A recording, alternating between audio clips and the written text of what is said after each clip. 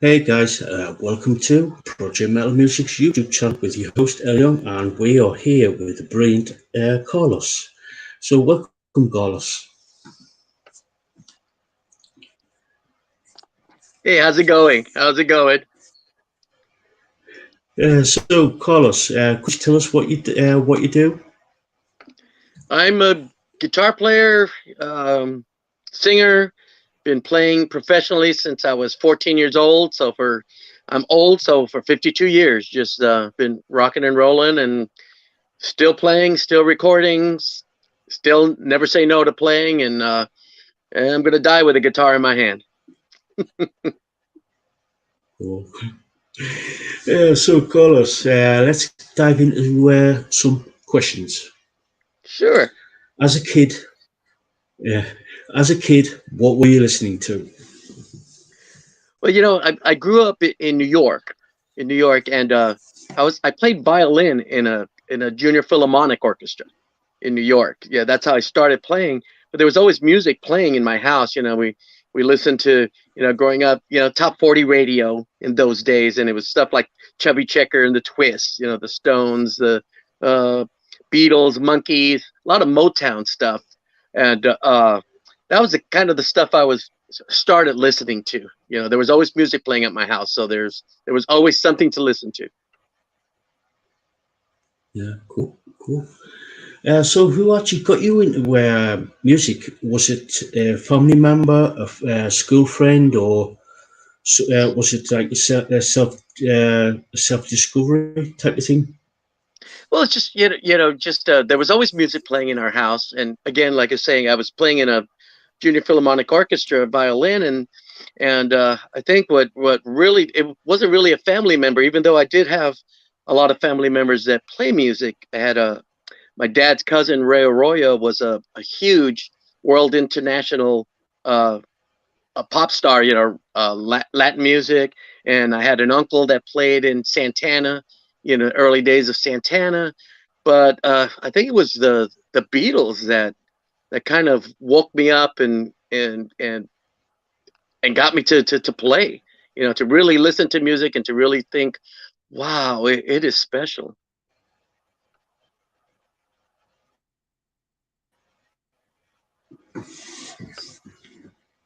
Yeah, yeah. So who actually inspired you to become a musician? Was it a family member, or was it the Beatles, or was it somebody else? Well, yeah, like I say, I saw the Beatles on Ed Sullivan, and I thought, wow, these guys are amazing. I love their vocals, and like I say, being a musician as a kid, I love their chord structure, their vocals, their lyrics. I'm thinking, what a great sound. But what really did it? I had a friend, Gordon, that we went to school. We grew up together, and I still even remember the date, March 25th, 1970. He comes up to me and he goes, "You ever listen to Hendrix?" I go, "Yeah, Purple Haze, Foxy Lady." He goes, "No, no, no, no, no, no. Have you ever listened to Hendrix?" I go, I guess not. That's as far as I go. He goes, "He came out with a new album today, The Band of Gypsies." He goes, "My brother just bought it, my older brother. I'm going to go steal it because he's not getting home from school yet." He goes, "And I'll bring it over and keep it for the weekend and tell me what you think." He brought the album over. I listened to the first song, Who Knows, and I was floored. I was floored. I never heard anything like it. I heard Eric Clapton, who I loved, and Santana, who played with so much passion. But listening to the Hendrix album, I wind up grabbing my guitar, and this was Friday after school. I stayed up from Friday till Monday when I had to go back to school. I stayed up 48 straight hours playing guitar, learning those songs. I just couldn't put it down. He finally came back on Monday to the house to pick up the album because he told his brother, I don't know what you did with your album, and he came over and he goes, "So what do you think?" And I put side one of the LP because it's vinyl, and I played side one with the guitar. And then I flipped it over to side two. And he just goes, "I've heard Purple Haze. I've never heard anyone play like this before. You're the first person I've ever heard play like this besides Jimmy." He goes, "Next week," he goes, "I'll bring you the Axis Bold as Love album." And then the following week was Are You Experienced? Then the following week was the Electric Ladyland album. And I went from a kid that played guitar to a guitar player that weekend. I got inspired, and I've been playing ever since. I've been recording and playing since I was 14 years old. And I play in a Jimi Hendrix tribute band as one of my bands. I wear the afro and the bell bottoms and smash guitars and burn guitars, very authentic shows. And that really was kind of the changing point. Yeah. Oh, cool, cool. Yeah. So, were you in any bands prior to the Stone Free? Before you Oh, did Jimi yes. Hendrix tribute? My first band, I was 11 years old, and of course, the first song we played, I was a kid in elementary school, was, 8 days a week. It had to be a Beatles song, it had to be, so did that. Yeah. But like I say, when I was about 14 years old, I started playing I lived in LA, and it was a predominantly black neighborhood. So I was the only non-black member in an all black band. And it was a Motown band. We did the hits of Motown, and that was a blast. I was 14, everyone else was in their 20s. I was just a young kid. But then, just started pursuing it. I played in some great bands in this, I toured in the 70s in top 40 bands, learning the craft. And then in the 80s, I had my own band's Dungeon. We had a lot of songs on the radio and did a lot of touring. Played in Gypsy, Neon Blitz. I was able to play with a lot of my idols. Do open shows for Michael Schenker Group and UFO.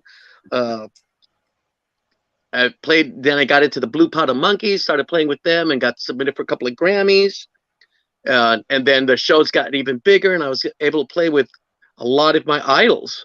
Share the stage with them, and so besides just the fact that, hey, songs are on the radio and you're playing, you're doing what you like, you're doing it with the people you admire your whole life. I wish I could have played with Hendrix, even though I played with his bass player before, years ago, and that was spiritual. Just to be able to share music with someone who shared the music with the person that put me where I am today, playing the music. And I'm still doing it now. I'm still playing, and I just can't wait to the next show. Yeah, cool. So, what have you basically been up to, especially over the last year? Well, came out with a new album with my band Skulltone, kind of a hard rock metal album, and right when we were last phases of recording and engineering, COVID had hit.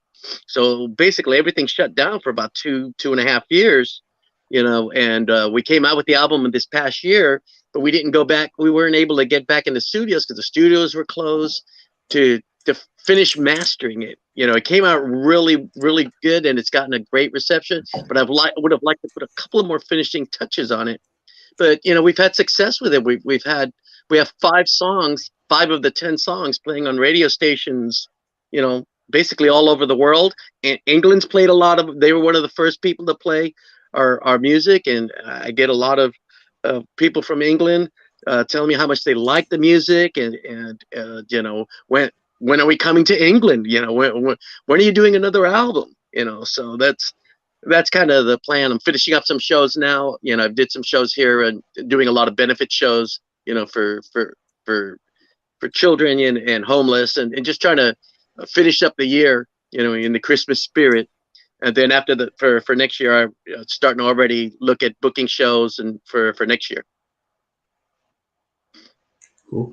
One of my subscribers and moderator, Sebastian, has asked, is the album out on vinyl?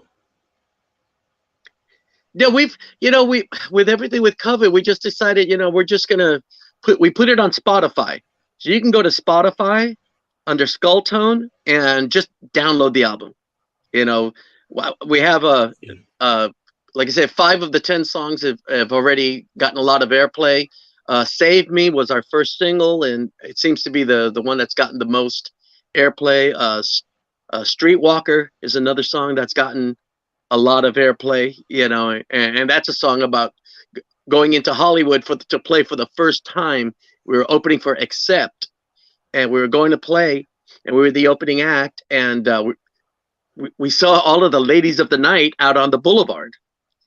So I was thinking, oh, this is funny, playing up in Hollywood, seeing all the ladies of the night earning their dollars. We did our show, and on the way home, they were all getting put in the paddy wagons and getting put and taken to jail. So got home and wrote the song Streetwalker that night, and then premiered it the next weekend up in Hollywood. And people just that's another song that's gotten a lot of airplay. But just go to Spotify and download the album for free. Yeah, cool. So, is there any new material coming out from School Tour? Yeah, we unfortunately, when we were recording the album, we finished recording. Our young rhythm guitar player on Mother's Day passed away. Young kid, 25 years old, engineering degree, just a brain and a great musician.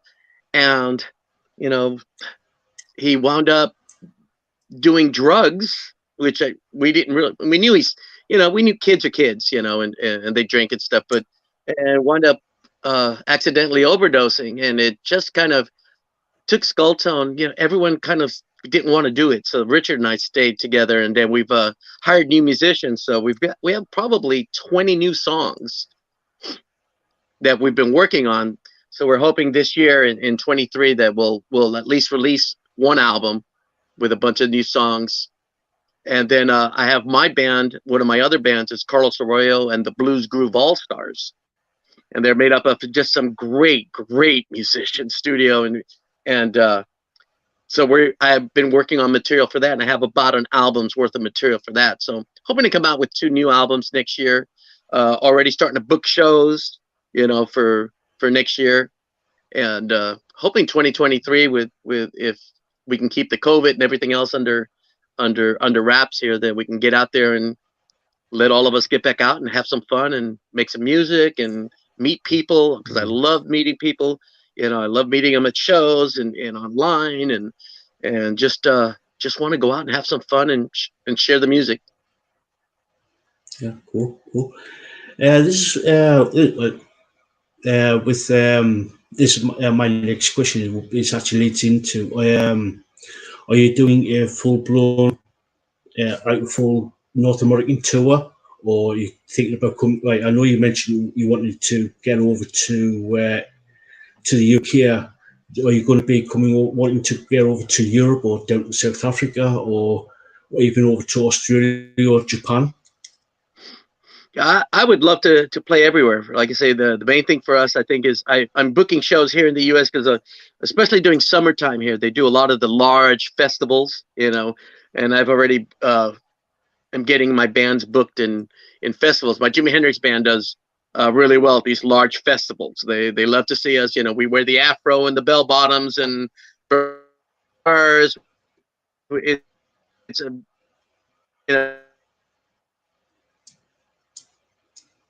Ooh. And we've done that live with full costumes and. Ooh. Sorry about this. Some tech issues. Get in the studio, record, and if that's how successful that becomes, and then whatever shows we get offered, he goes, I'm gonna take, because I never say no.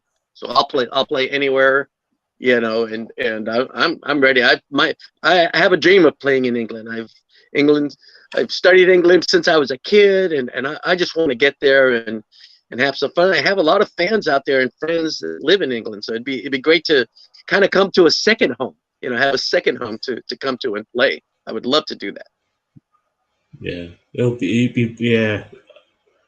I know that you'll be welcomed with open arms over here. It's over here. It's like you got like a lot of big festivals. You got Glastonbury, you got Download, you got Leighton Reading, Isle of Wight, and places like that. You'd be much welcomed here.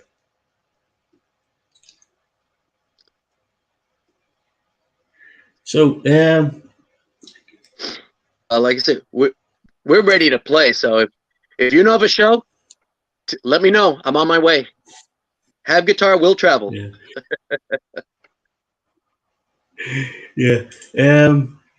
Christina Avila is in the chat, and she says, "Hello, Carlos and Elle." Yeah, Christina's my East Coast promoter. She's a real sweetheart, a real go-getter, crazy girl, crazy lady, and she's got me a lot of help get us a lot of airplay, interviews like this one, and every time she's always calling me, and we talk quite a few times during the week. We share advice, share directions, and I know a lot of the musicians that she knows, so especially here on the West Coast, she helps us so much, and we're so appreciative of all the hard work she does for us. Yeah. Yeah, thanks to Christina. She's helped me a great deal with these, with quite a few interviews, and thanks to Christina, we got to do this interview. So thank you, Christina. Yeah, thank you, sweetie. Love you. So if anybody's got any questions, please feel free to put it in the chat. And I will get round to actually asking it. So if anybody's got any questions, feel free. So this is probably going to be that won't be the last question just yet. So where can people find you on social media? Well, you can go to YouTube. You can go to YouTube and look up Skull Tone, and there's radio interviews. Our whole album's released on there. So you listen to it. You can watch the interviews, the podcast. You can go to skulltone.com, skulltonenation.com, and get us that way. You can also go on YouTube and go under Carlos Arroyo and plays, and you can see me do some of my Hendrix videos and some of my Hendrix concerts. You can personally email me. I give out my personal email, so it's arr07p@aol.com. You can email me there at any time, and like I say, and just look at Facebook. You can look at Facebook. You can look at Instagram, because I do post quite a bit of things coming up and pictures, and I try to put videos on there. Reverb Nation under Stone Free, we're starting to use that. Use that as starting to download, and I'll have a new Stone Free website up after the first of the year. We had a really great one on Facebook, but Facebook got mad at us because I do a lot of charity work, like we were saying before, and I was doing a huge concert, 15 bands, and we posted the phone number and address, and it's for recovery. And they said that's against the rules. I go, well, how do I get people to a concert if you won't let me put their address? So they got mad and took it off. So I have to get a new website. Yeah. So have you got could you people go to the websites to buy any merch or anything like that? Have you got any merch out? We did have some, but like I said, we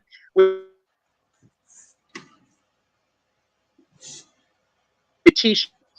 Like I said, we're waiting for 2023, COVID here to end. In 2023, we plan to go back into recording a new album, going back into production, getting t-shirts ready, and CDs, because I know people still like CDs. It's like me, I download music all the time, but if I go see an artist, I still buy their CD even though I have it downloaded, because it's supporting local music. So I'm constantly buying. My wife always says, didn't you download that CD last week?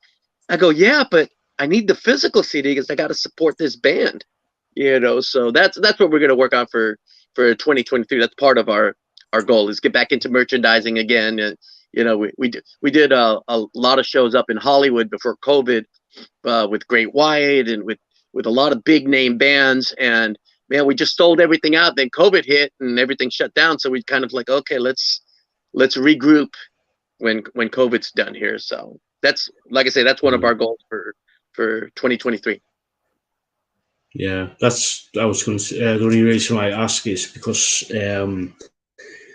when I do go and see a live band, I try and buy at least a T-shirt or a CD or some piece of merch on the from the band to actually support to actually support the band. So, and I want sort of like people to know if they've got any merch to, and when they go and see go to the band and at the merch table to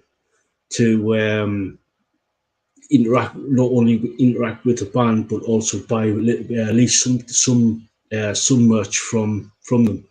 So yeah. This is probably going to be my last question.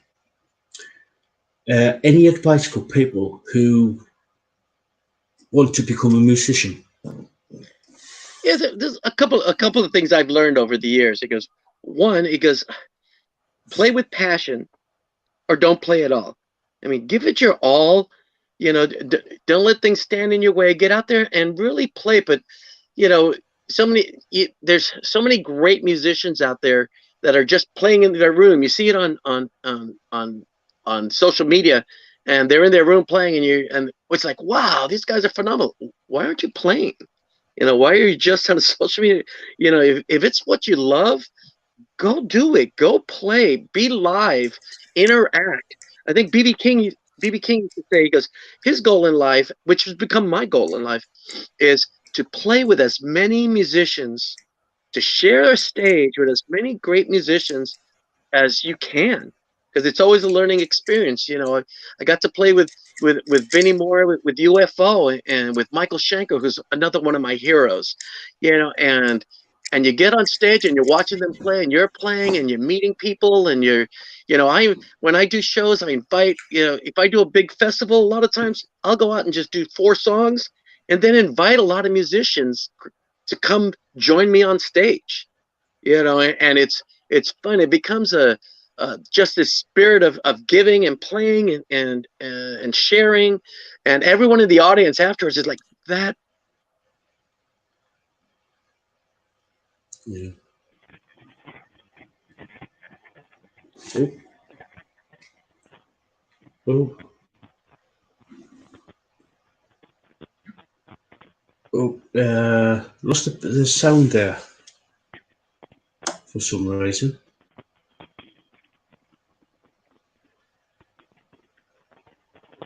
Hmm. We lost the sound there. Yeah, for a second there. Okay, I can hear you. Can you hear me now? Yeah, can yeah. Yeah. Sorry about that. It was like some tech issue. I don't know Yeah, what I happened can hear there. you. Yeah. Oh, strange that. Can you hear me? Yes, I can. Yes. Can you hear me at all? Yeah. Yes. Hello? Yes, I can. Yep. Oh. I Yeah. can hear you. Yeah, I can. I can hear you. Yeah, I can hear you. Yeah, it's yeah. Well, I can hear you now. Can you hear me at all? Yes.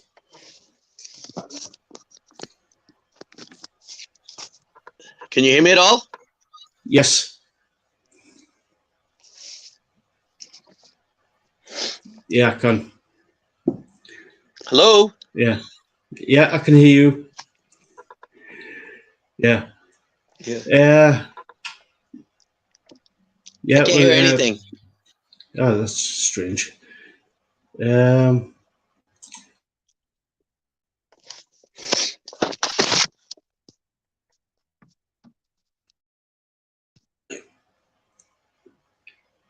Can you hear me? Can you hear me now?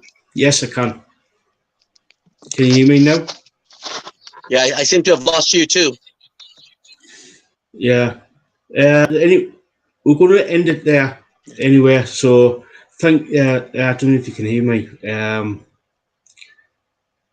So we're going to end it here, and then we're going to Okay. sort of like I can't. yeah. Ah, Yeah, I can't hear you at all. Yeah, I'm going to end it here. Ah, damn. Technology. So I'm going to end it here. Yeah. So sorry about that there, guys. Some tech issues. So we're going to end it here, and major thank you to Carlos for coming on and doing this little interview. So if you like this interview, um, like what am I saying? If you like this video, please subscribe, share it out, and like the video. It's major. It really helps the channel out. So, oh yeah, back. Yeah, we're back. He's back.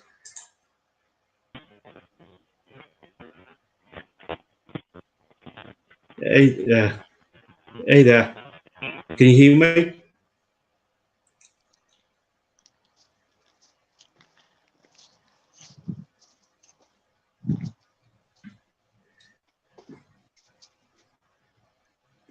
Can you hear us? Can't-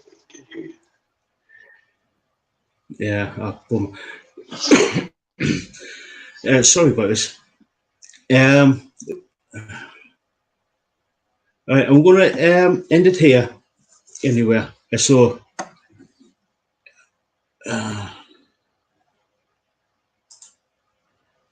sorry about this, guys. The joys of live broadcasting. So